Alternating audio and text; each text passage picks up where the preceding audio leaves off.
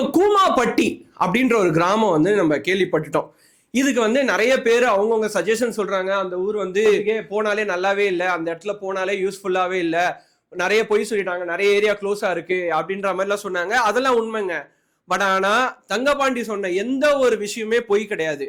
எல்லாமே அந்த ஊர்ல இருக்க ஒரு விஷயம் தான். இப்போ வந்து மழைக்காலம் இல்லாம வெயில் காலம் அப்படின்றதுனால அருவியில தண்ணி இல்ல, டேம் க்ளோஸ் ஆயிருக்கு. டேம் க்ளோஸ் ஆனதுக்கான ரீசன் வேற இருக்கு. ஸோ அங்கங்க வந்து ஏரி குளங்கள்லாம் தண்ணி இருக்காதான காரணம்லாம் நிறைய இருக்கு.